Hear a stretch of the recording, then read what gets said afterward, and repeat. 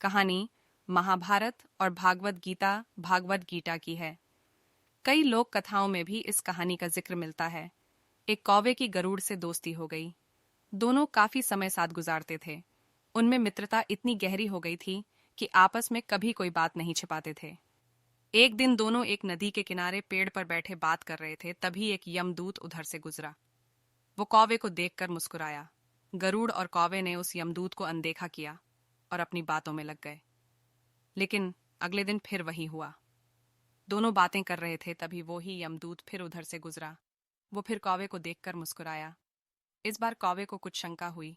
उसने गरुड़ से कहा कि ये यमदूत मुझे देखकर कल भी मुस्कुराया था और आज भी वैसे ही मुस्कुराया। कुछ गड़बड़ है। हो सकता है मेरी मृत्यु आने वाली है। गरुड़ ने उसे समझाया कि ऐसा कुछ नहीं है। ये एक संयोग भी हो सकता है। तुम चिंता मत करो। 2-3 और ऐसे ही निकले।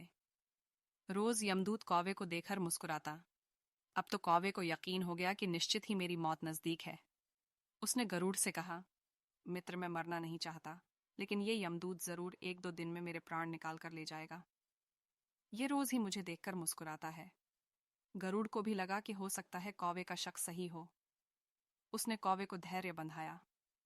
गरुड़ ने कौवे से कहा, तुम चिंता मत करो मित्र, मैं तुम्हें यहाँ से इतनी दूर ले जाऊंगा कि ये यमदूत तुम्हें दिखाई ही ना दे।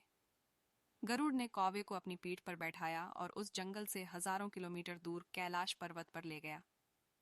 दोनों को अब ये डर नहीं रहा कि यहाँ कोई उन्हें परेशान कर सकता है। लेकिन वे जैसे ही कैलाश पर्वत पर पहुंचकर एक गुफा तक पहुंचे, वहां वो यमदूत पहले से ही मौजूद था। उसने कौवे को देखते ही उस पर पाश फेंक कर उसके प्राण निकाल लिए।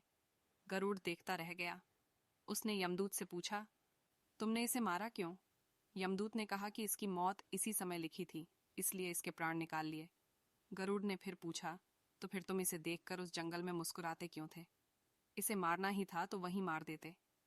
यमदूत ने जवाब दिया, इसकी मौत कैलाश पर्वत पर ही लिखी थी, लेकिन 4-5 दिन पहले इसे उस जंगल में देखकर मुझे ये आश्चर्य हो रहा था कि ये इतने कम समय में वहां पहुंचेगा कैसे, क्योंकि इसके पंख भी छोटे हैं और ये लंबी उड़ान भी नहीं भर सकता, तो हजारों योजन दूर कैलाश तक ये पहुंचेगा कैसा? यही सोचकर मैं रोज मुस्कुराकर गुजर जाया करता था। लेकिन भाग्य देखो, तुम इसके परम मित्र ही इसे यहाँ तक इतने कम समय में ले आए। कहानी की सीख जीवन और मृत्यु भाग्य की ही बात है। इससे कहीं भी छिपा या बचा नहीं जा सकता।